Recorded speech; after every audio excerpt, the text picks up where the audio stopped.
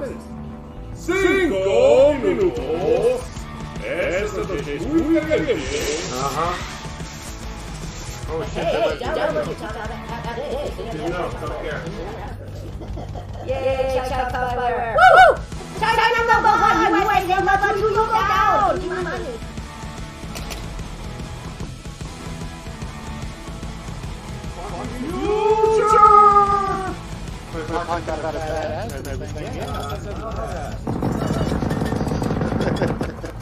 Like I took a boo-boo and it was one of those painful ones that brings tears to your eyes.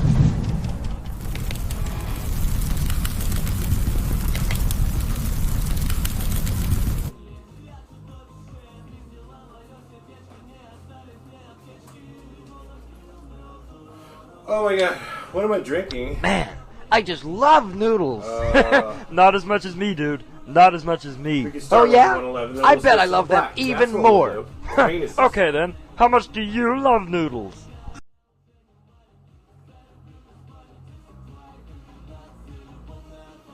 Penises. I can't believe you didn't do a thing, Nate. Alright, whatever, penises.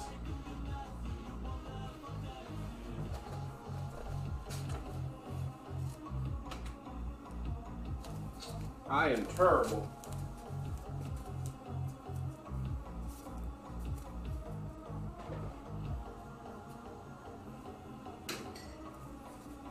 I'm back, baby!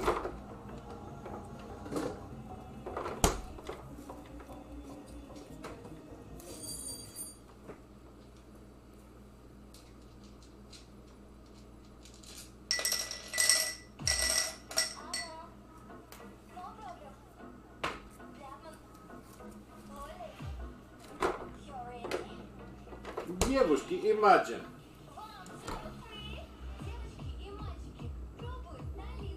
La la la la la la la. Oh, did I not? Oh, fuck, I didn't put it in the fridge.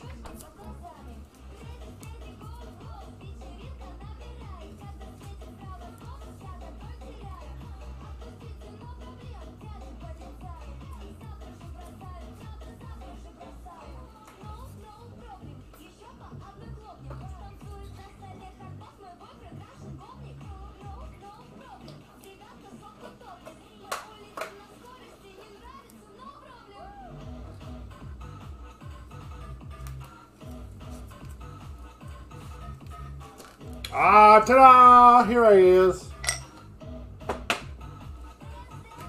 I should probably put the title of the book in, but I don't care.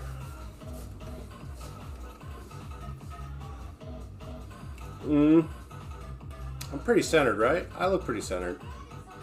I mean, I'm not, but whatever the case may be.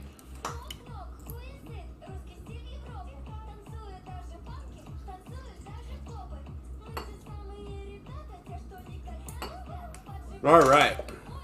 Look, we're only 34 minutes late. We're not really late because we had the in-between buffer stream, right? We'll give you guys a minute to filter in and or stuff and things. Oh, wait, where's the thing? Wait. And then? All right, where'd you guys go? Like, seriously. I said 10 to 15 minutes. Did I take that long? You guys forgot about me? You guys forgot about me. That's what it is. You guys forgot about me. That's what it is. It's all good. I'm used to it. Oh.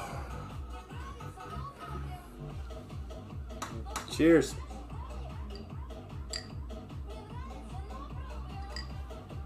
Ooh. Lightly chilled, whew, that is some good stuff right there.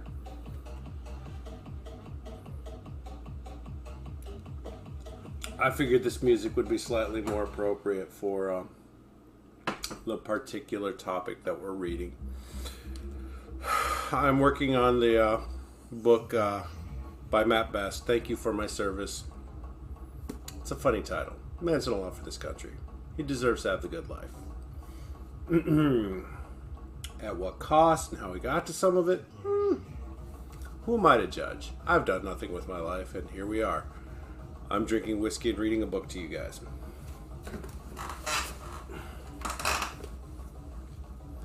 Anybody? No? Okay. Penises.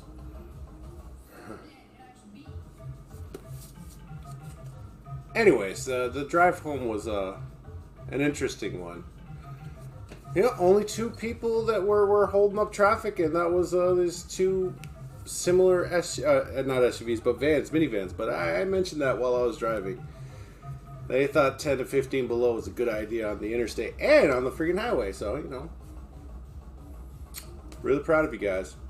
Knew you could do it. They did it. And they had no shame about it either. We can drive however we want. Ain't this a free country? I mean, kind of. Other than a country that's in the middle of a civil war or actual war, this is, for the most part, still a more free than standard country. There's no freer country. But healthcare is right. No, it's not. It's a service, and it'd be nice if you didn't have to pay for your medical bills. If somebody has to pay for it, somebody has to also make budgetary decisions, which means there would be a death board. Which means if they don't think you're worthy, they might just send you home. Just saying. Maybe it was something fatal, but hey, just go home and get comfortable. Good luck.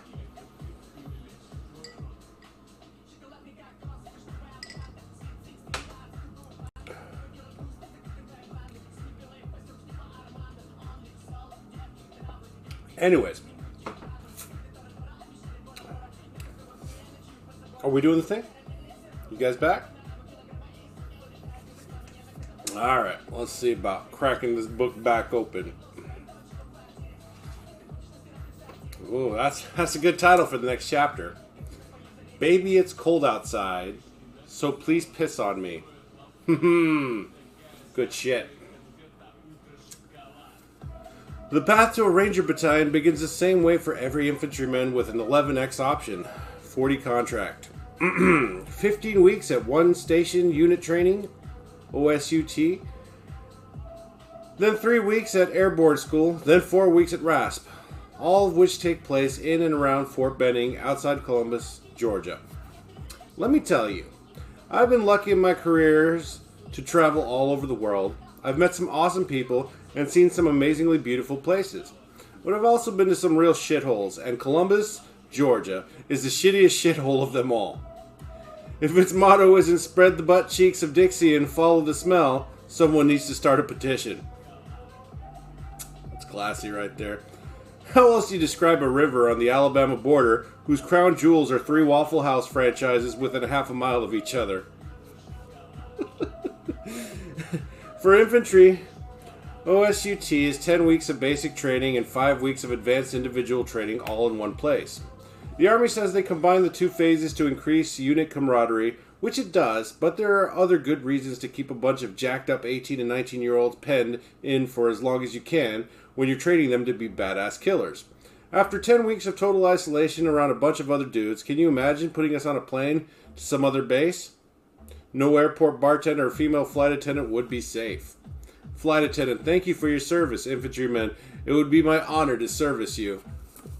No comment. Anyway, let's keep it going. We're gonna keep it going. OSUT sucks in the same boring way that the basic training of every other branch of the military sucks. You do the push-ups, march the miles, eat the shit, do the drills, blah blah blah. I'm up, he sees me. I'm moving on. Airborne school sounds cool, but really all you have to do to get through is to run 5 miles in less than 40 minutes and then jump out of a plane 5 times without breaking your leg or dying. The running part is easy if you're in decent shape. One time I broke a shoelace 3 miles into an afternoon run, and instead of stopping to re-rig the shoelace in the eyelets and re-secure the boot, I threw the boot into the woods like an idiot and Forrest Gumped it the last 2 miles, well within the allotted time. Don't get me wrong, I'm proud of having gone through Airborne, but for someone who has signed up to be a professional face shooter and had volunteered to run at bullets for $25,000 a year, the physical aspects of the school aren't especially difficult. Proving yourself that you have the balls to jump out of a perfectly good airplane is where the real test in Airborne is, particularly once you realize that the whole jump procedure is streamlined for efficiency's sake. You have to trust someone else to pack your chute. For example, and not just anyone, someone who has also agreed to run at bullets for minimum wage. Then, unlike traditional skydiving, you don't have full control over your risers, those sweet little toggles that control the steering of your parachute, which means they're pretty much just fallers. This makes sense when you consider that in a war zone you'd like to land as soon as possible. But in training during a mass exit at altitude, what ends up happening is that you play three-dimensional Frogger with 25 other jumpers. One day the winds were gusting like Zeus farts, and all I could do to get through being thrown uncontrollably through the air during my jump was to sing the chorus to Dust in the Wind. I truly felt in that moment that I had no control over my life or death. It was in the hands of 70s supergroup Kansas or possibly fate. I survived, but others were not so lucky. Throughout my time in the military, I've seen a few Rangers die or get medically retired from injuries sustained during jumps and training exercises. During jump week in the class before mine, a female soldier's parachute suffered a major malfunction and she burned in, unfortunately losing her life from her injuries. About a year later, a fellow Ranger fell to his death during an airfield seizure exercise. Another parachutist got blown right under his canopy and stole the air that was keeping him aloft. Suffice to say, dropping to the ground with no lift isn't pretty. Our awareness of these kinds of deaths didn't make our own jump week harder per se, but they were very real reminders that everything we were doing had life or death consequences, even in training. Around that time, 2 weeks into Airborne, I got a call from my cousin who was a full bird colonel and who used to be a platoon leader in Ranger Battalion. He was an absolute legend in my mind, and a call from him was a big fucking deal to me. My mother had kept in contact with him throughout my training and let him know that I would soon be going through RASP if I passed, aka did not fall to my death in airborne school. He knew from his own experience that not everyone is meant to jump out of an airplane, and I think he was checking in to see whether I was one of those guys. "How's it going so far?" he asked. "Easy breezy." "Sure," he said, knowing full well that I just spent the last 4 months getting my shit pushed in. "I hear you're going to RASP after you graduate." RASP is the final step that determines whether or not you have what it takes to join the military, one of the 3 battalions of the 75th Ranger Regiment. The 3 are 1st Battalion at Hunter Army Airfield in Savannah, Georgia, 2nd Battalion at Fort Lewis in Tacoma, Washington, and 3rd Battalion here at luxurious Fort Benning in Columbus, Georgia. "Where do you want to go to after RASP?" he asked. "I really want to go to Fort Lewis 275, and I'm not sure if that will happen." "You never know," my cousin said. "Keep your chin up and good luck." I wanted Fort Lewis for 2 reasons. I wanted to head back west to be closer to my family down in Santa Barbara, and during this time of the war, the Ranger battalions were on cycle deployments and the 275th had just been pushed forward. This meant that if I got 2nd Battalion, I'd be able to deploy immediately instead of having to cool my heels for several months like the dudes in 1st or 3rd Battalion. Regardless of how I performed at RASP, I had no idea where I'd wind up because the military does not have a reputation for granting the wishes of its newest recruits. Don't I know? If you wanted to go to the 1st 75th, you'd end up at the 2nd Battalion. If you wanted to go to the 275th, you'd end up at the 1st Battalion. You wanted 370, well, you know you'd end up at 375 because 3rd Battalion is in Columbus, Georgia. And as I've said, nothing sucks more than Columbus. Well, he's telling us how it heals. It's only fitting that RASP also calls Columbus home, because this is when shit starts to get real and the suckfest kicks into high gear. The day after Airborne ended, 3 Ranger instructors happily met our graduating class to shuttle us to their compound and start the selection process. By shuttle, I of course meant that they made us run, with all of our gear, personal effects, and duffel bags. A couple of miles up the road, and by selection process I mean they immediately started separating the wheat from the chaff, the strong from the weak, the fast from the slow. Anyone who fell behind the instructors at the back of the formation was immediately relieved of their class position and sent to another unit. Damn. Hello, motherfucker. Hello, motherfucker. I told you I'd be back. You shouldn't need a notification. Just keep on refreshing until it pops up. I've already read like 3 or 4 pages from the book. So we are on chapter 4. Baby, it's cold outside, so please piss on me. Anyways, it's fine. No meh.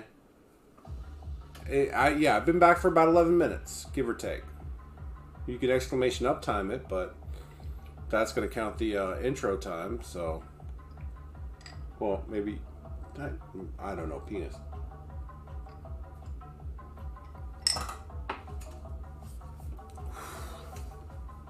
Oh! Well, that's a good one right there. It's like, because it's liquid, it goes in the mouth and down the throat. But then it's like, it realizes it's a puffer fish and it just spreads its little spinies. And that's the 111, ain't no joke. Doesn't matter how cold you get it, it's gonna... Just a wee bit. A wee bit of the old razzle-dazzle. The sparkly poo nasty. Alright, anyways. Once we arrived at the Blacktop, an infamous location on the Ranger compound where millions of push-ups have been done and even more fuck yous have been quietly uttered, a pep talk worthy of Bobby Knight halftime speech commenced. 40% of Rangers get wounded, 15% get killed, the instructor said. Y'all still want to be here? Great! If not, go the fuck home. Standing out here, what's in the coffee cup? Oh, that's water in the coffee cup, but there's whiskey in the glass. God, this thing is filthy. I don't know why I decided. It doesn't matter, because I'm a dude. Standing out there in the shit, Georgia weather, with all the other newbies, these first words out of the instructor's mouth rang throughout the humid air, like a gunshot. He wasn't trying to scare us exactly. It was more about setting the tone. The next few weeks were going to be hard and as shitty as any of us could imagine. The vetting process would be for entry into a highly selective fighting force. Not just anyone gets to kill people and run into bullets, okay? Instructors would be creating immense stress on a nearly constant basis to test our adaptability and leadership capabilities as we neared our breaking points. That's the real goal of RASP, to push you to the limit and to try to break you. To make you miserable every fucking second of the day so that you'll quit, because having someone in the Ranger Regiment who is susceptible to fear, physical exhaustion, or poor decision-making as a result of mental fatigue is like walking around with a landmine strapped to your ankle. There's no sense in sugarcoating it. Having some weak motherfucker in your unit will get you killed. As the instructor kept talking, he added the next bit of stress, the next test for timidity and weakness. He made us all hold our rucksacks above our heads. Even after our super shuttle to the Blacktop, there were still too many students in the class. They needed to get rid of a bunch before they could start the course. So, the first 15 airborne graduates to drop their rucks, well, they got a one-way ticket home. I remember looking around and taking measure of my classmates. Studying their faces, instructors' warnings resonated. Most of us had just gone through OSUT and airborne together, so I figured everyone would be prepared for this last man standing test. I was wrong. Some guys were confused, others were plainly fearful. No matter how hard they tried, they couldn't hide it. As their arms shook under the weight of their rucks and their own estimations of themselves, you could see people calculating the odds in their head, questioning if they had what it took to keep going, to roll those dice, wondering if they should really be here. The number of guys who'd never even thought about quitting, let alone dying. Between the time they enlisted and the time they got to RASP would blow your mind. It wasn't long before people started dropping their rucks, not because of physical fatigue, but because of the reality check. I could actually die. Within 30 minutes, the instructors had their 15 sacrificial lambs, and the rest, about 40 to 50 of us, moved on. And that's how that works. You just move on. Yes. The first week of RASP was less difficult than I expected. Mostly because there wasn't much that was new. A lot of this initial week was just an extension of the previous 20-week marathon suckfest, except now the training was constant, 24 hours per day, every day. The real dick twisting came during the second week when they sent us out to this awful remote part of Columbus called Coal Range, which is a forest-lined swampland. If Columbus is the asshole of America, then Coal Range is those bloody little cuts at the top of the asshole that snag all the dingleberries when it gets hairy up there. Very, very colorful. The real beauty and elegance of Coal Range isn't in the topography, it's in the timing. It doesn't signal the end of a training phase, like other brutal military rites of passage do. It's just there in the middle of everything to remind you that getting your dick kicked in the dirt for a week straight is probably going to be a regular part of your job. Even if you make it, that is. The isolation, the constant companionship of other dudes who are as miserable as you, that's just extra. Most days at Coal Range you're operating on 2 hours of sleep if you're lucky. Some days you march with 80 pounds of ruck strapped to your back, not really sure where you're headed. Other days the instructors capitalize on the exhaustion and constant chaos of training to throw all manner of ridiculous fuckery at you, just to see how you respond.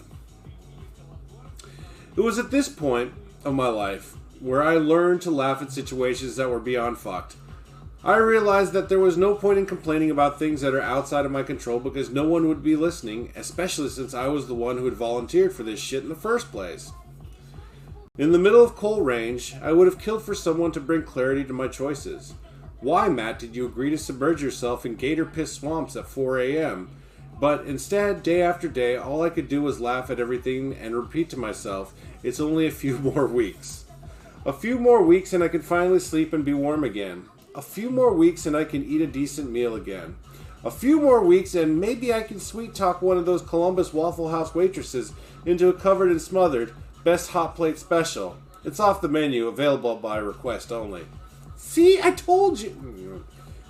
Ain't nobody listening to me. Don't worry about it. But you know, welcome back, guys, gals, everything in between, and on the outside of it, I guess.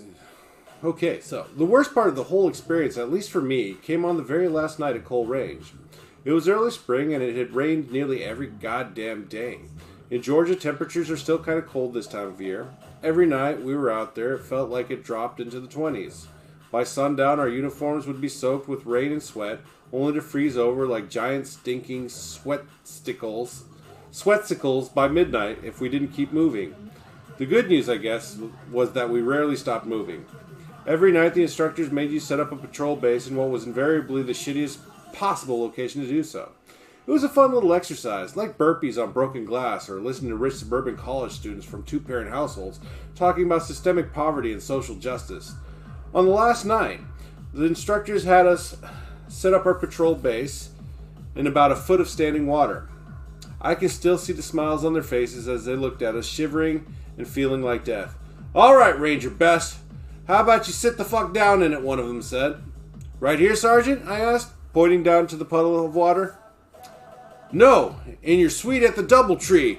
"Yeah, right the fuck there. Is that a problem?" "No, Sergeant, just double checking." That joke, along with many others I told to cut the edge off the misery during the week, did not land well. Who'd have thought? "The rest of you can join the comedian here for open mic night. Everybody down in the fucking water," he said, with the ease of a man versed in the subtle science of slow torture. "It's bath time." "All of us?" a guy in our class responded, almost pleading for any other kind of punishment. "Come on, bro. You know the answer. We're three musketeering this shit." "Oh, yeah." "Sugar bear, snuggle up," the sergeant said. At first, as we settled down in our waterbed, I was amazed we might actually be able to steal a couple hours of shut-eye. When you've been run this ragged, anytime you're off your feet feels like an opportunity to sleep. Then reality kicked in. Oh, right, this stagnant-ass water is Arctic cold. It wasn't long before my entire class looked like a youth group at a Parkinson's convention. God damn it, Matt. To a man, we were violently shaking. We had to do something, or one of us was going to get hypothermia and fucking die in this Michael J. Foxhole. Nailed it! The instructors were fully aware of that.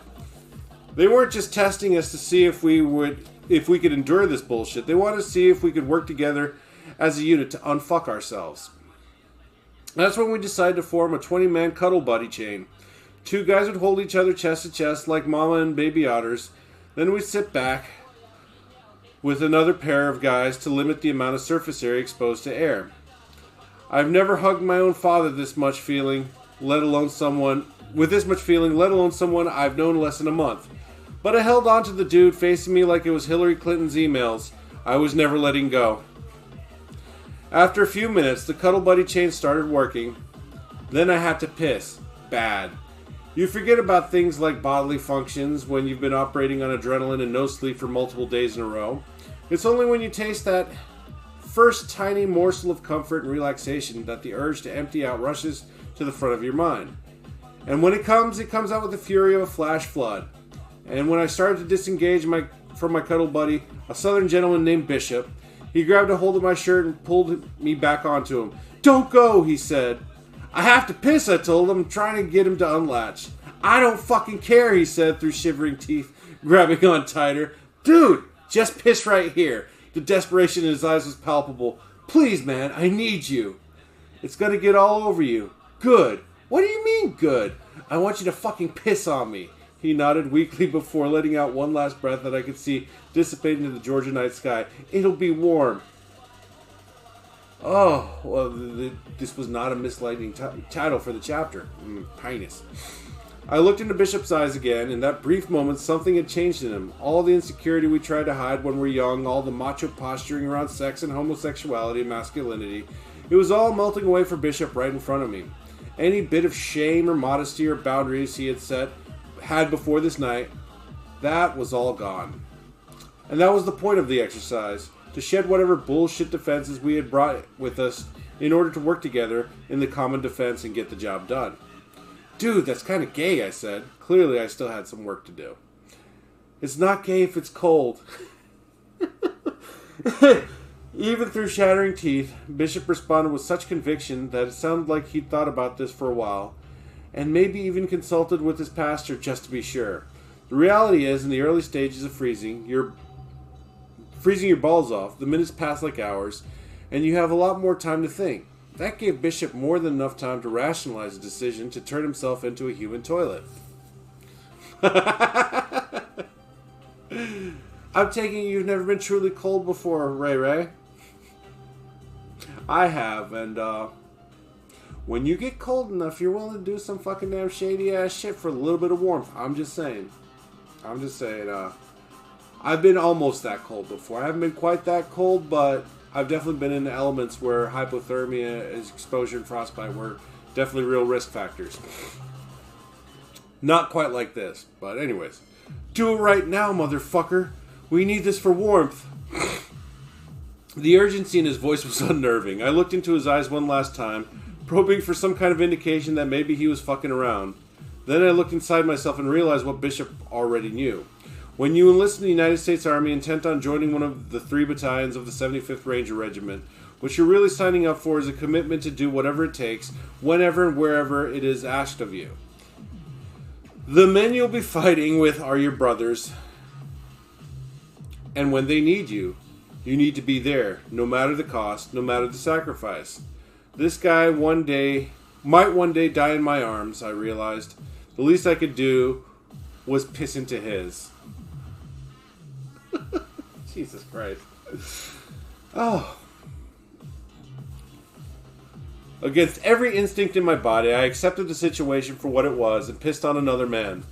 This was no ordinary piss either. It was like a Bruce Springsteen concert. It just kept going and going. And all I could do was sit there in awe, waiting and wondering, will this ever end? But I'll be goddamned if Bishop wasn't right. As I began to feel the trickle of regret fill my already soaked camo bottoms, regret quickly turned into relief in the form of 98.6 degree yellow liquid. This was the warmest either of us had been all week. If I had known earlier, I would have pissed myself every chance I had. I wouldn't have bothered to pull my dick out of my pants all week, now that I think about it.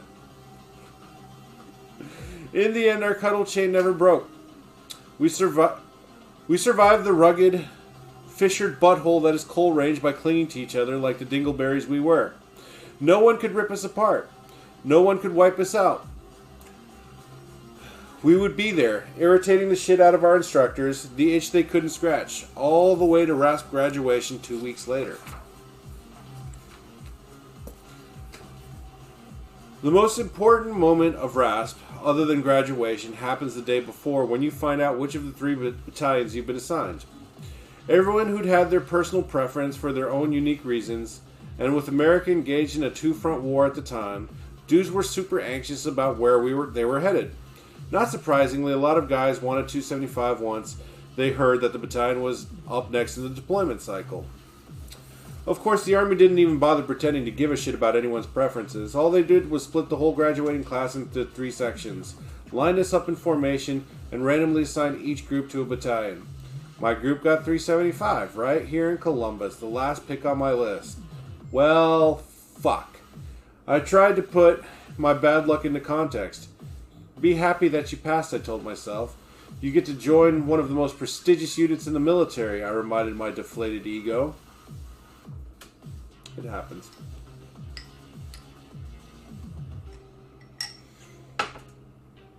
I mean, I personally asked for Japan and I got Korea.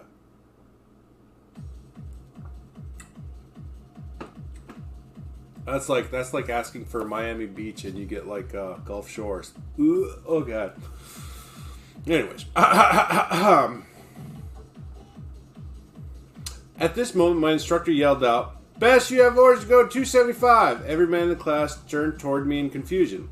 No one else got orders, let alone orders to the place they actually wanted to go. Who was this cocky little private first class named Best? That was the question painted on everyone's faces, instructors included. Why the fuck do you have 275 orders? A fellow graduate finally asked me in total disbelief. What do you say to a stupid question like that? Something witty and insightful, obviously. I'm a Make-A-Wish kid. Ken Griffey Jr. must have been busy. This was my second choice, I said like a total dickhead. Fuck you, man. You won't get to because I'll be deployed. Have fun trying not to get the Waffle House waitress pregnant. The next day after graduation, I called my cousin. Hey, man, I wanted to thank you. For what? For the orders to 275. No idea what you're talking about. Uh-huh. Okay, I said with a chuckle. Sincerely, thanks, cuz. Good luck, he said as he hung up the phone. He was a man of few words. But for the few words he offered on that day back in airborne school, and whatever good words he used to get me assigned to 2nd Ranger Battalion, I was grateful. God knows that by getting those orders, I pissed off more people than I pissed off on the previous 4 weeks. And I was grateful to be on my way to Fort Lewis, and from there into combat in Iraq. Piss on me. It's not gay if it's cold. Okay, yes, I'm going to take a quick break because whiskey makes me want to schmick. So I'm going to schmick and you guys are going to do the thing. What thing is that? I don't know, but we're going to do the thing. Alright, so I'll be back in about 5 minutes. Do you guys want me to put up the Be Right Back thing, or have you guys seen enough of Do You Want a Banana by Tally Hall? You guys want the break screen? Let me know. Let me know. I'll give you a second. Okay, seconds up. Yes, no, maybe so? You want the Be Right Back screen, or do you just want me to leave this up until I get back? Sounds good. Alright. I'll just leave this here. It's easier on me and Waffles. Where the hell did I put that giant ass bottle of sumbitch? Maybe I'll just drink some more of the 111. Alright, be right back, guys. I love you all! What? The noodles are gross? The noodles are hilarious. I don't know what the hell you're talking about.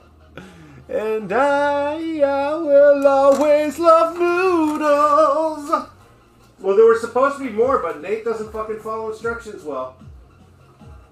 He gives you 50%. He gave me 50% of what I asked for, which is closer than 0%. And me trying to figure it out on my own. So, you know, gotta do what you gotta do. Be right back. I'ma go burn one. Ah, what? Is that sharp? Is that a sharp pokey?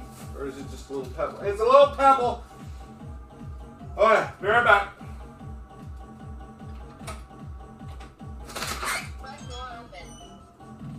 What?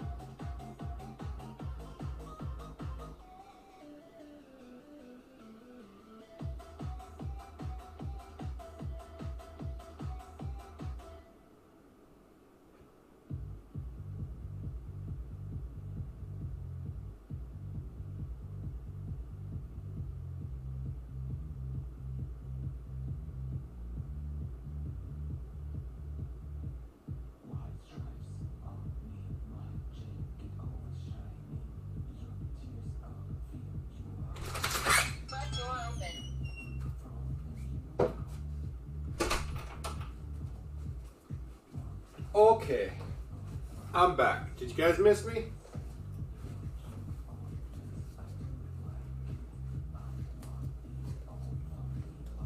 Yeah? Okay.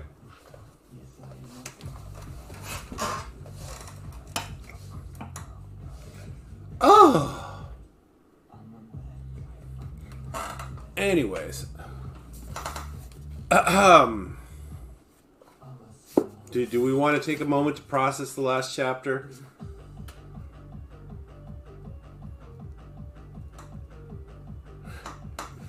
Well, you know, Sophie's keeping you safe from people online. Sophie puppy! Sophie! Bastion, little humpy hump. Oh my goodness. Oh, they grow up so fast.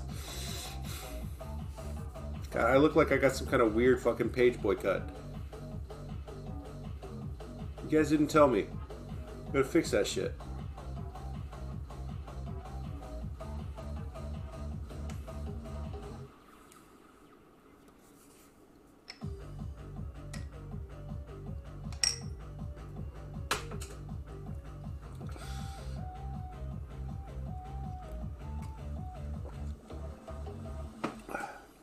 Okay, maybe just a little bit more. Just a little bit.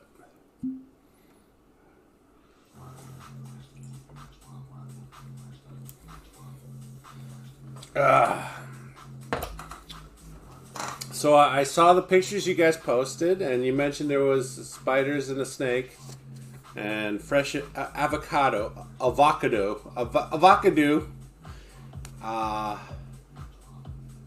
What are the plans? Just chilling on the lake or creek or whatever? I don't even know. What kind of body of water are you guys next to?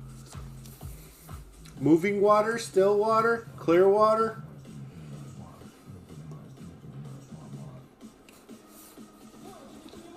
Anyways, Chapter 5.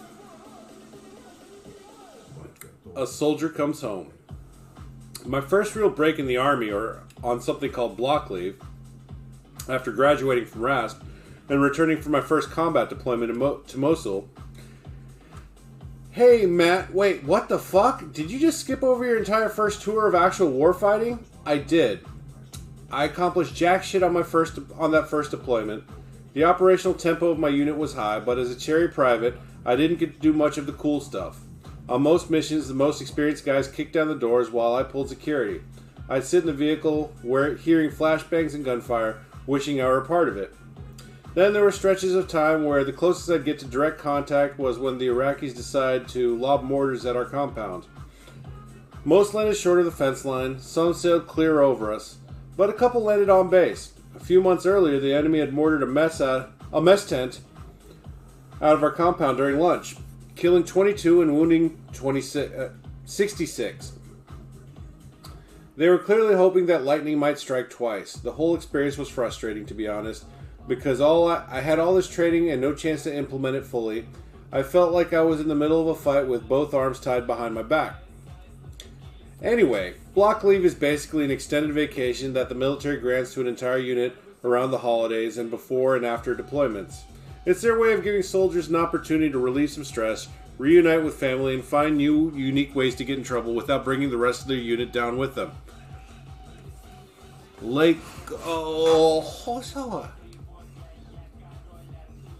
Nice. Well, I definitely would like to see pictures of the water and the cabin and all that goodness, inside and outside. But don't tag me in it. I'll see it in your newsfeed. It's fine. You guys gonna do any kayaking? Ooh, don't do it. I want to see you guys back. I decided to spend my 10 days of block leave back home on the beaches of Santa Barbara. I hadn't seen my family in forever, and for months on end, I'd been living in a dirty, hellish, backward shithole, and then Iraq, which made me more anxious and grateful for the comforts of home than anything else I could do or anywhere else I could go. I have no idea what I just read. My brain was somewhere else. Well, I don't know about whitewater at 80 plus, but, you know, what do I know? The cliche about military homecomings is totally real, by the way. When I stepped off that plane, I did hug my parents a little tighter. There was lots of crying, and I was genuinely happy to be home with everyone. I felt like one of those suburban moms in Oprah's audience in that glorious carefree period between getting a free new Toyota RAV4 and learning that I would have to pay $7,000 in taxes on it. Even more than spending time with my family, though, what I was most excited about was going out and seeing everyone from high school because I had changed a lot. If you're anything like some of the people in my real life I've told about my high school botany and bass playing experiences, I imagine it's hard to reconcile the rock-hard instrument of swift justice and all-American handsomeness you see before you today with the idea that I was once a complete fucking dork. But if you think you're having a hard time with it, just picture the reactions of the people I went to high school with when I walked into a house party that first night back home. In my mind, I secretly hoped that the whole scene would play out like a Kid Rock video. Pot smoke surrounds me like it's coming out of a fog machine. I kick the door open to every room I enter. People's jaw hit the floor. Guys give me the sup bro head nod, not as a form of acknowledgement, but as a way of self-consciously making their chins look stronger and their necks look thicker, like mine had become. Girls' heads on a swivel. And all those I don't have the time of day for you girls from high school seem to have found an open slot for me in their Google calendars. Possibly one of them faints. As cool as it would have been to the sensitive ego and wild fantasies of that insecure high school kid to have the party stop rotating on its axis the moment I arrived, the reality is that the world managed to keep turning while I was gone, and it would continue turning the same way when I was home. People were happy to see me, sure, but nobody lost their shit over me. Well, nobody except a good friend of mine named Ryan, who ended up broing out a little too hard that first night. I don't know where this is going. He was that buddy you haven't seen in a long time who just keeps complimenting you like he's trying to hint at some kind of personal awakening that you missed while you were gone. It starts with the nod, then the full body check down, and then the step back and double take. Our first conversation was so odd and surreal. All I remember clearly now is it feeling like one of those Saturday Night Live sketches where they take one joke and beat it into the ground for 5 minutes until is it not funny anymore, but you question why you still watch that fucking show anyway. That's every sketch for the past almost 20 years. Anyways, not quite 20. Definitely the last decade, though. Because, honestly, post the Sandler group, Sandler, Chris Rock, and the rest of the gang, I really don't think there have been too many quotable Saturday Night Live sketches at all. There may have been one, but people, and then maybe a little bit during Sandberg's era, but what have they done? What have you done lately? What have you done for me lately? Holy shit, Matt, you're fucking ripped, dude, he said. Aw, shit, thanks, man. Fucking military, right? Yeah, man, definitely. Milk does a body good up in this motherfucker. You look strong, man. Thanks, I said, now feeling a tad uncomfortable. Hell yeah, like really fucking strong, man. It's almost like you're a different person. You're the Incredible Hulk now. I'm not even going to try and make you angry, Ryan shouted as he lifted his arms up above his face. Yeah, the military kind of molds you into great shape. No, I get it. Be all you can be. I've seen the commercials, bro. It's just, damn, man, you look big, like defined, man. He reached in and started to squeeze my biceps. Not in a gay way. More in the Gold's Gym, bro. Your glutes are amazing way. Okay. Nope. I grabbed Ryan's hand and squeezed a pressure point. We're all good on that, I said. Okay, man, okay. Let go. I'm just playing and shit. He laughed, that kind of laugh when you're in legitimate pain, but you don't want to show the other person because perversely you still want them to like you. In truth, the nature of Ryan's reaction wasn't all that unusual. I noticed it when my brothers came home from boot camp too. It's a certain look you get from people, a mixture of admiration and apprehension. In one moment you're thinking, man, this guy's put in some work. In the next, man, I wouldn't fuck with this guy. Now it was happening to me and it was weird.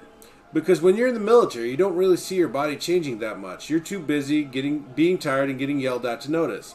And besides, every other dude looks like you, so nothing you see in the mirror seems all that impressive.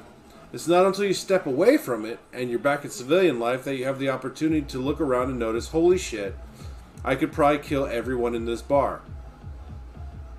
I want to talk about that. It's a nice feeling.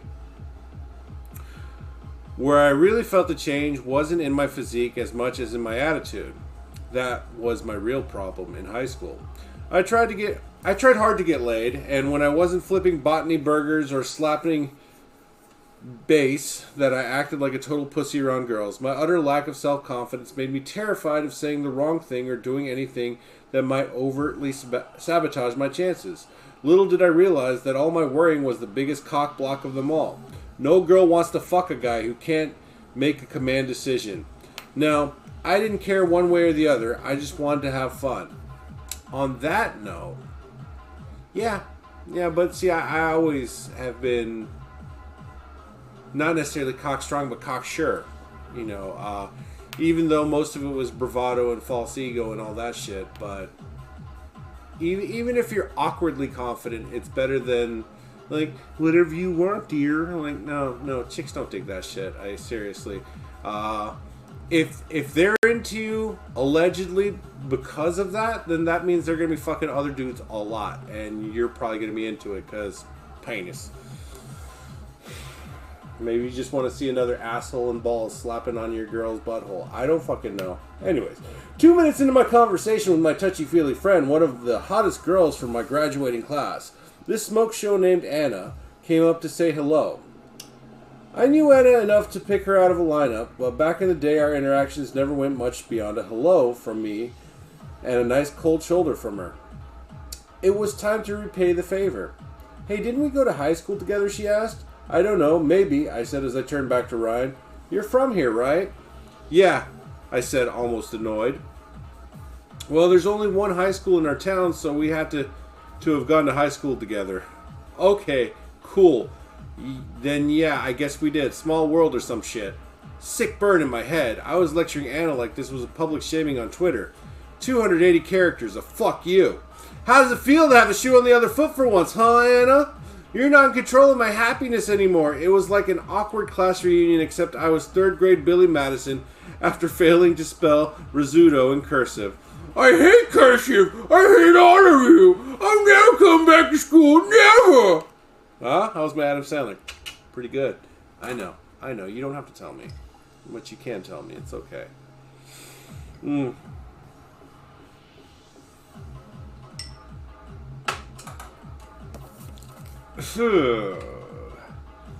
you want to get out of here? She asked, interrupting my train of thought.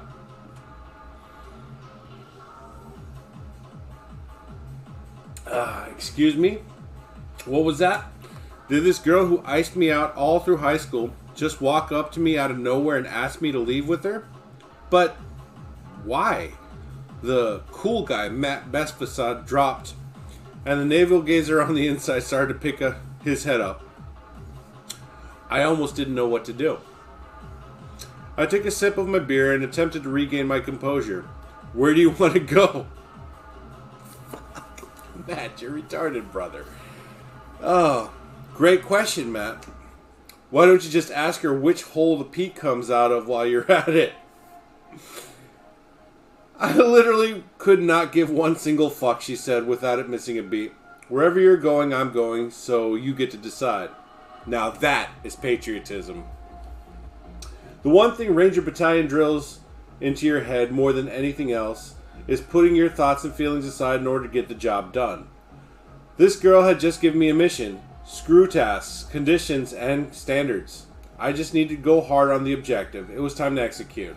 I chugged the rest of my beer, took her by the hand, and walked her right out of the party and into my car. No goodbyes, no fist bumps with old friends.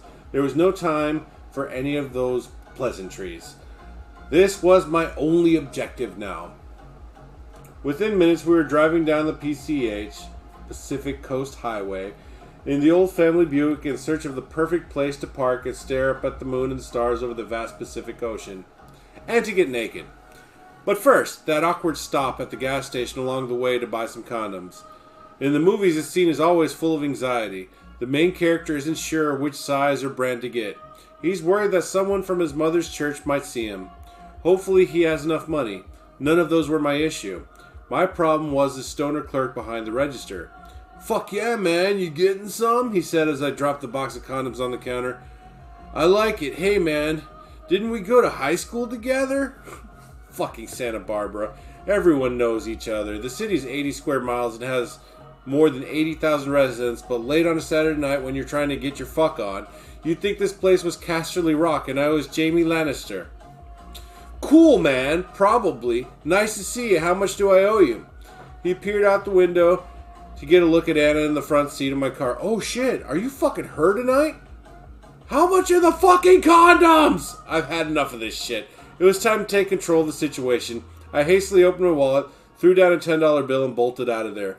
Correct change was the least of my concerns at that point. Along the PCH, there are a bunch of places to park by the beach, and at night are virtually empty except for a stray camper or two that belong to surf bums and road tripping retirees. I drove for a couple miles until I found a spot that felt isolated enough and pulled in. I parked the car and fumbled with the radio. Anna grabbed my hand to stop me on the first station without static. It could have been Mexican ranchera, full music full of accordions, and she would not have cared. This was the first moment I really paused to take a good look at Anna. She was still blonde and 5'7" like I remembered, but she was also impressively fit and weirdly confident. There was no trace of the petty high school insecurities. She knew what she wanted. She was not trying to get to know me or rekindle an old flame. She had been a nice princess toward me in high school. There was no flame to speak of. What she saw in me was not a future life partner, but something much more elemental than that. She saw a fucking man. That house party we'd just come from was full of boys. It wasn't their fault. They'd all graduated. Most of them had stuck around Santa Barbara. Some had maybe started college or were taking classes somewhere. Others had bullshit jobs doing this or that, but none of them actually had done anything yet.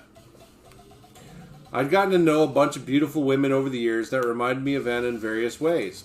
I eventually married one, and the stories they all tell from this period in their lives are riddled with frustration from having to deal with idiot guys, like with go-nowhere boys.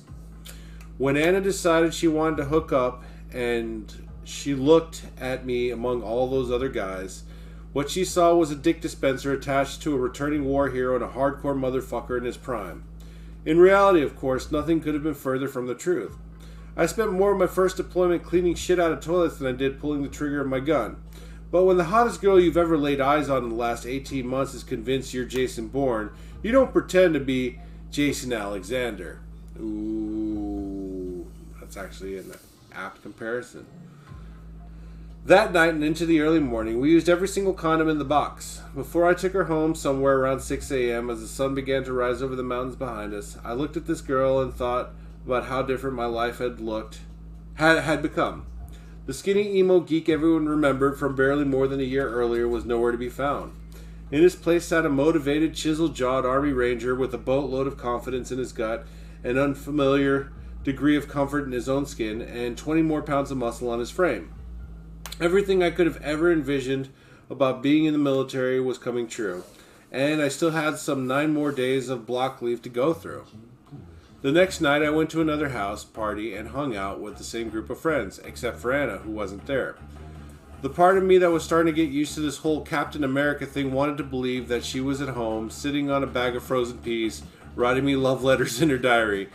Dear Matt, I am so sorry for the big timing you and back in the high. Last night, while you were making love to all of my bathing suit parts, I finally felt what it's like to be a true American again. Like a real one, you know, like John Cena or Hank Williams Jr. I finally learned the error of my ways. You are a true hero. I would ask you to marry me right now, except it would be selfish of me to rob the world of your touch. They say if you love something, set it free, and if it returns, then it's yours. I totally don't even care if you come back. You are like an eagle, like a wild stallion, like public restrooms in European cities. You need to be set free, so go. Matt, be free. Freedom your fucking face off, and fuck the freedom into anyone who stands in your way. Matt has a very vivid imagination. Girls talk like that, right? I never got a chance to find out because one of the cheerleaders for my class, a girl named Alexa, approached me early in the night and captured my attention. Side note, I'm still Facebook friends with her and she seems super happy with her husband, now that the whole fuck my cheating husband period is blown over. Alexa never even knew I existed in high school, but on the heels of marathon animal sex the night before, my confidence meter had skyrocketed to a zillion. None of those awkward social dynamics from the past meant a thing to me. Oh, to be young and dumb again. Lord, don't I know it. Hey, didn't we go to high school together, she asked. Oh no, sister, you don't get to play coy with me. I turned to give her my full attention. I only had 9 more days before I went back to Fort Lewis. It was time to get down to business. Who gives a fuck about high school? You don't know me, and I barely know you. Let's change all that tonight. Try not to get pregnant. What do you say? Pure romance. That's a little forward, she said with nervous laughter. Well, this truck ain't going backward. You down or what? Okay, I've been forward, but no, I have been that forward. and it was successful. Shh, we're not talking about me right now. Maybe I'll bring it up later. Alexa was no idiot. You didn't survive a vicious clique like a high school cheerleading team, having spent 4 years at the top of a human pyramid with everyone looking up your business without knowing how to navigate the reputational threats that come from hooking up with random dudes. There was a process to this. There were expectations. This wasn't just going to lie down on the ground right there and pull her panties to the side. This wasn't heaven. This was a house party. Dignity was important. Let me say bye to my friends, she replied, glancing straight into my eyes for just a second. The fun, open, flirty look on her face from when she'd first walked up to me was gone. In its place was the certitude of a sexual terminator. Through her fixed gaze, I could see that she'd done all her calculations. She'd assessed me. She'd assessed the environment. She'd made her decision. All my brain could muster was, oh fuck, I can't believe that just worked. It happens. Oh, look at me looking all fucking super Asian and shit. Y'all didn't tell me. Nobody fucking told me I was looking a little chinky-eyed. I'm so sorry.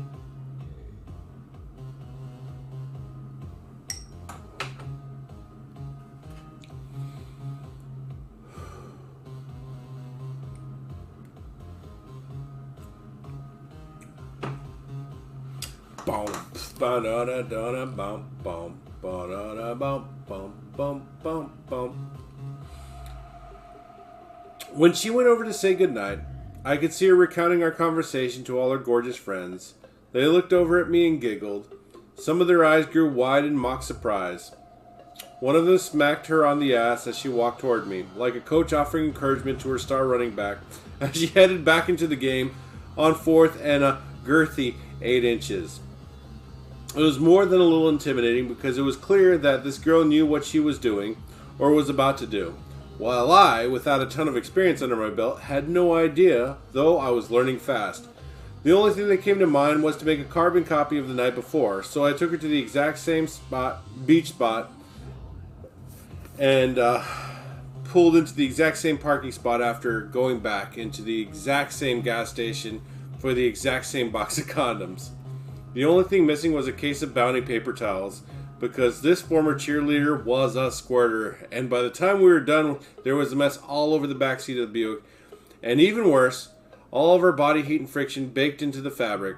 There was no way I could bring my parents' car home smelling like diluted girl pee. We're not Germans. I had to fix this. Fair enough. At some point, the sun started to rise over the mountains. That could mean only one thing. Home Depot was about to open. I dropped Alexa off back at the party house, where her car was parked, and then ran to the depot to get some industrial strength carpet cleaner they use at motel crime scenes. Right there in the parking lot, I got to scrubbing, like Lady Macbeth. Fair enough. I'm not complaining, I promise. I had no problem diving in and cleaning out that back seat. I was like a toddler who figure paints his bedroom walls with poop from his dirty diaper and then stands back to admire it. Yeah, Mom, I did that. I made this mess. Or at least I made her make this mess. I felt a tremendous sense of accomplishment. A few nights later, at the parade of house parties, as the parade of house parties marched on, I switched things up and left with a girl named Meg, whom I barely remembered from high school. Meg was a year older than me. From a high school hierarchy perspective, there was nothing exceptional about her. She wasn't a Regina George type or a cheerleader or Megan Fox in Transformers Hot. Nothing that would have made her stick out in my memory. Nothing that would have made her stick out in my memory. She was just a cool person who was fun to talk to that night and whom I knew about as well as anyone knows half the people they were friends with on MySpace. I feel personally attacked, Matt. You stop that. Get out of my head.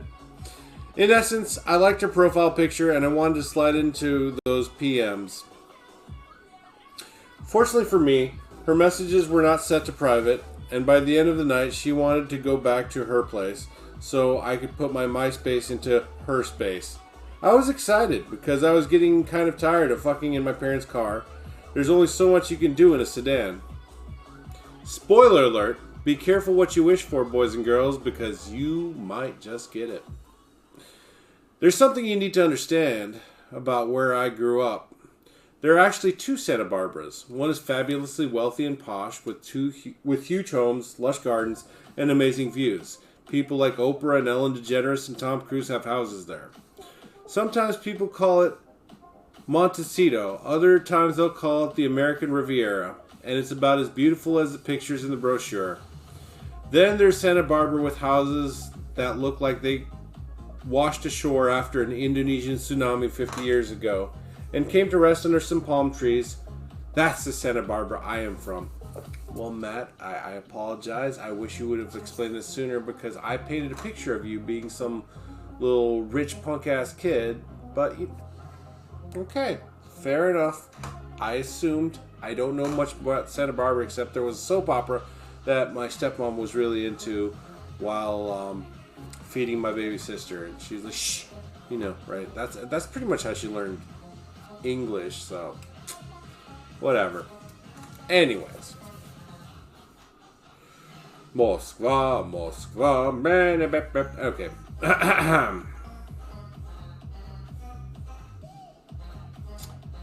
That's the Santa Barbara that Meg's house was in. If you even want to call it a house. It was so small that Meg and her family probably qualified as being homeless in the state of California. The whole thing could have been more than 900 square feet. Jesus. When we got to the front door, she put her finger to her lips. Keep it down when you walk inside. My parents are sleeping, she instructed me. Keep it down? I wasn't worried about waking them up with my voice. I was more concerned with them stepping on them or hitting them with the door when we walked in. Okay, but won't they be able to hear us, you know, doing stuff? No, we'll go out to the garage. My brother has it built up pretty cool. We'll be alone in there. Weird. What is this place? The Goonies house? Is your brother Josh Brolin? Is he going to be in there fondling a chest expander and eye fucking me? I had so many questions, but I put them all aside because Meg was going to let me trust fall into her vagina, and insulting her home was a surefire way to fall on my face. All right, I said, lead the way. We tiptoed through her dollhouse kitchen and guided me into the garage, where she illuminated by pulling the string on a single 45-watt bulb suspended from an I-beam that held up the roof. I was right. It did look like the Goonies garage. There were posters of fast cars tacked to exposed wall beams. There was even a shitty little weight bench with those little old-school plastic plates that you fill with sand. Nothing about this room screamed cool, even to a kid like me who had a resume full of dork. How old is your brother, 14? No, he's your age. He went to school with us, Meg said nonchalantly, as she led me past the Fisher-Price weight bench. Oh, okay. So your parents just kept this sort of preserve for him? I was trying to give him the benefit of the doubt. No, he still lives at home. He's staying at Steve's house tonight. Yeah, Steve. Cool, I said confidently. I don't know who Steve is, and after the nickel tour, I didn't really want to find out. Apparently knowing that Steve is a name that guys have was enough to put an end to the small talk. Meg quickly removed her top and leads me over to what happened to be a large pull-out futon bed, with a huge comforter stretched over it. The comforter's tucked in around the sides on the concrete floor. No metal frame, no box spring, just floor. That's okay, though. I've slept on worse. Meg sits down gently, and I hear a loud crunch. I take off my shirt, and she extends her hand toward me. Just sit down carefully, okay? I have no idea what she's talking about, so I let her take the lead and guide me down on top of her. But when the weight of her body presses down, I feel a loud metal crunch accompanied by the same noise she made when she sat down. She giggles like this shit is adorable. Like fucking inside a recycling bin is a turn on. What is this thing? This doesn't feel like a futon. It's our old garage door, Meg says with a laugh. My dad didn't really know how to dispose of it, so he just keeps it in here all times. So he just kept it in here all these years. My brother uses it as his bed. Wait. You want to have sex on your brother's bed, which is actually your old garage door, that is inside your garage, which is covered by your current garage door. Yeah, why not? Meg is classy. Like, is this Meg from Family Guy? Like, Jesus. Oi, piece of shit! Oh, I'm getting to that point of the night where my eyeballs are getting a little... You don't find that weird? I've never really thought about it. We just have to be quiet. Because we're having sex on top of an old metal door. Well, yeah, she says. As I take off my jeans, I can hear and feel every single crunch from the garage door. Part of me is terrified that will wake up her parents. Another part of me wants to yank back the comforter to take a look at this thing. Meg insists it's a garage door, but to me, it sounds like a giant potato chip bag full of tetanus. When we finally get all of our clothes off, and I put a condom on, it sounds like a tornado in a tin can. The metal garage door is being less forgiving of our movements than a tight satin dress in high definition. There's no hiding anything. At first I go slow, trying to muffle as much as I can, but instead of a tornado, there's an eerie cracking sound echoing through the room. It's like a crab boat trying to cut through the Bering Sea ice pack. You can go faster, she whispers in my ear. My parents' room is on the other side of the house. They'll never be able to hear us. Are you sure? I asked. I'm not buying it. Jiminy Cricket slept in a matchbox that was bigger than this fucking house. Oh, totally, she says, as if she's gone the distance on top of this garage door plenty of times. The idea that her sexual sample size is statistically significant enough to make a confident claim like this is a little unnerving. I'm not going to lie, because it makes me think less of her. Not because it makes me think less of her. To the contrary, it makes me think less of myself. I don't have the bedroom reps that she has, though technically neither does she if she spent all of her high school hooking up on top of a door. If I don't find my groove on this thing, I'm going to blow it and be totally disappointing. This is not how I want to end block leave. God damn it! Mumblecore Matt. Get both your heads in the game. I started to pick up the pace. Eventually my body adjusts to the grooves of the metal door, and not only am I able to get good leverage, but I find a really good rhythm. We all start to feel like we're moving as one. Me, Meg, and the door. It's virtually symphonic. This is weird. Then, just as I'm about to orgasm, I hear a loud noise followed immediately by a bright light. The actual garage door is opening up on us. Oh shit, Meg says panicked. I think my brother is home. What do you mean home? It's a garage. Now she looks at me like I'm the crazy one. That's when it dawns on me. He really does live in the fucking garage. For a total shitbox of a house, the garage door does go up surprisingly fast. The way the makeshift bed is positioned, we're the first thing your brother is going to see. The glare of his car's headlights hit us right in the face. We try to grab for our clothes, but to no avail. Meg? John, I can explain, she says as she awkwardly pulls the comforter over her chest. As the garage door comes to a rest and the headlights finally turn off, I see two pairs of men's legs. What the fuck are you doing in my room? He asks angrily. To be fair, it is the garage, I interject. Wait, weren't you in that emo band? His friend asked. Ha! I was!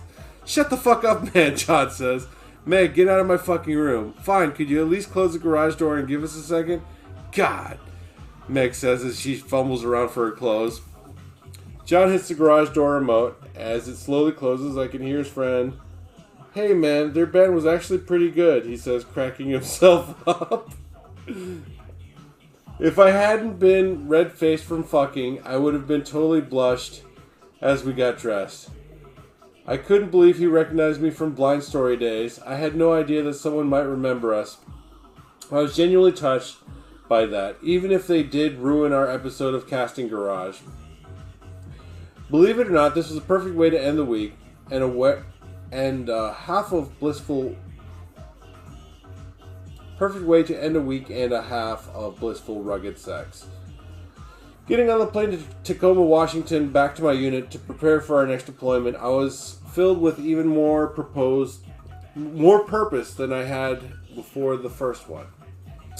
I was feeling a new sense of confidence, and I was able to get back overseas and finally get into real combat. I had been dreaming about that for the last 2 years. That's the funny thing about dreams, though. The fun is in the chasing. Once you achieve them, they don't actually give you the sense of satisfaction or gratification that you had thought they would. Sometimes you realize you were really chasing something else all along. And then other times I was about to find out. They have a fucked up way of bringing you back down to reality. True story. Now, I'm going to take a quick break, in which time I will determine whether or not I will continue. Although reading is getting a little bit more difficult because whiskey. Actually, you know what? I think instead of doing that, I'm going to I'll finish this whiskey with you guys, and we'll just finish up the stream though. I do appreciate you guys tuning in. This has been fun. We need to do this more often. My liver can't afford to, and my pocketbook definitely can't afford to. But shh.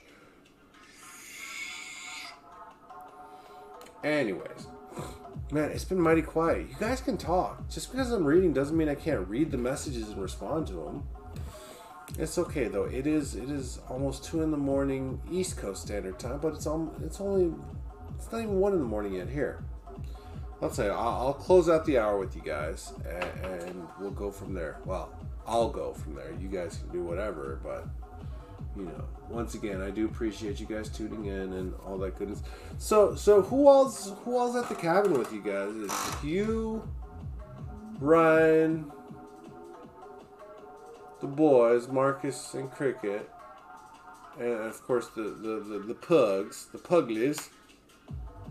Oh, speaking of which, I did pick up a couple small splackanugs in the kitchen, and I sprayed down. I didn't pick up the puppy pad. There was a bit of pee on it, but I didn't know where the other puppy pads were, so I was just like, whatever. I'm about to go over and let Nana back in and call it a night my damn self. But in the meantime, cheers.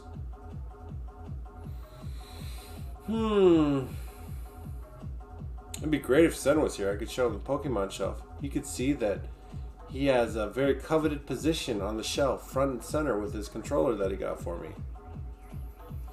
I did buy a wireless controller, and the delay for the controller, it's absolutely wretched. I mean,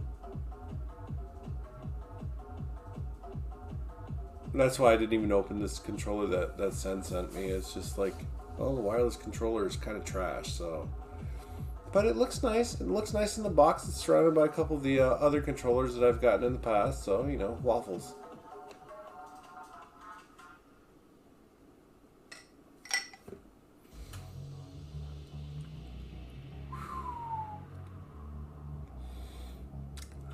My right nostril's all plugged up.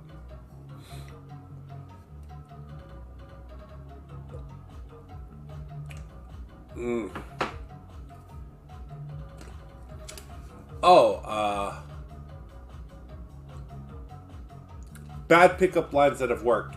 I did mention I might say something about it later. Since you guys are still here, regardless of you actually listening, I went to go see The Thin Red Line with this girl that I knew that had a crush on me in high school, and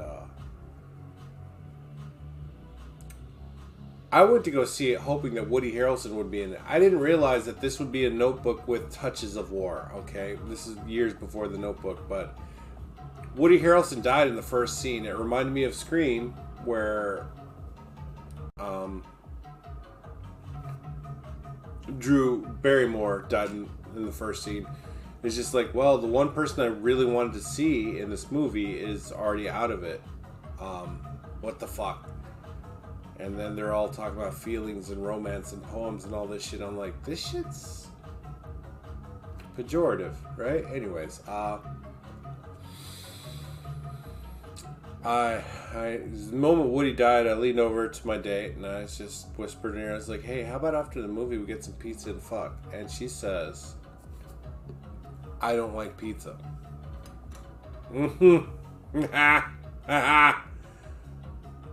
I grabbed her by the hand, practically snatching her up out of her chair. Drug her back to my parents' Volvo 240 DL.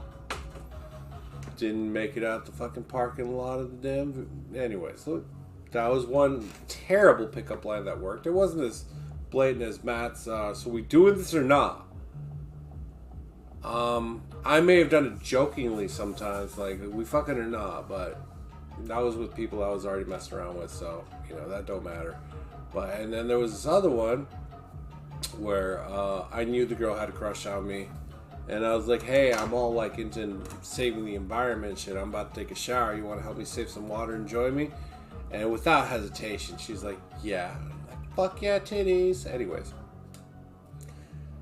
Those are two examples of ones that I remember. There's quite a few others, but unfortunately, there are gaps in the memory and blackouts that I just don't want to talk about it because, you know, rode hard and put away wet was my motto, so maybe I'm paying for it now. Maybe that's why I got a bad back. Maybe I did some sus ass shit, so some WWE level stuff, and I was in the wrong position and torqued my back. I don't know.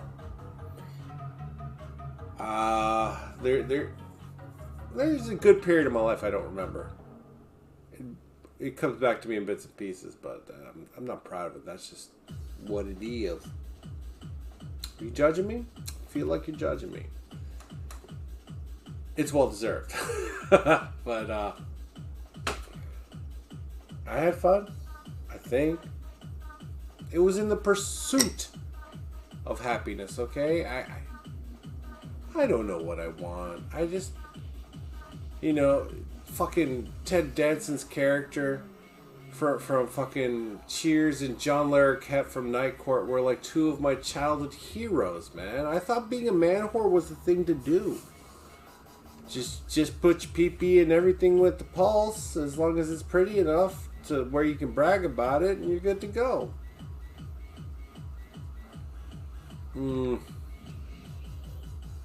Well, on that note, I feel like you guys are judging me again. And it's not cool. It's not cool. We ain't having this. So on that note, I'm going to call it a night. I will see you guys Friday morning. No, wait. Okay, today's Wednesday. Yes. It's not Thursday. I'm jumping the gun. I'm ready to not stream. But see, this is a 3-stream day. We had the morning we had the morning Death Door stream, right? And now we've got the in-between stream for Books and Bourbon, and then we have the Books and Bourbon stream. Which, to be fair, I haven't been going for long enough to justify ending it, but I haven't drank since last week Tuesday, which was when my AC went out, and then I took that week off. Oh God. No, wait, hold on. Thursday. So last week Thursday. So I skipped last week's Books and Bourbon because my AC was on the fritz. No, God, why am I doing? No, not that. That's the wrong damn command. That's my bad.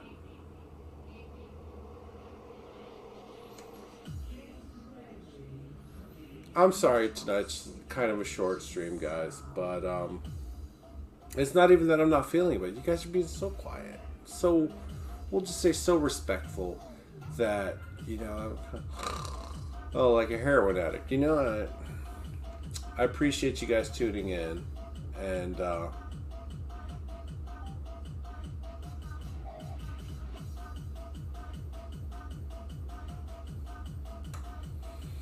well, either way, you guys are lovely.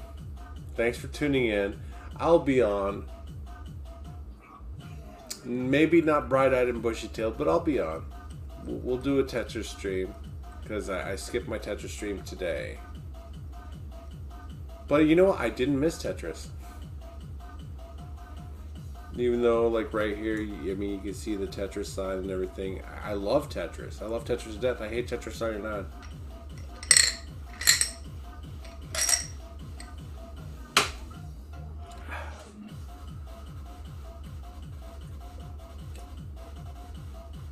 Alright, so I wish you guys a beautiful night. Mwah. I'm going to go let the dog back in and pet her for a little bit. And I will see you guys in the morning in a few short hours. It'll be before 11 o'clock. See ya! Good night! Good night! Farewell! Auf Wiedersehen! Goodbye! Good night!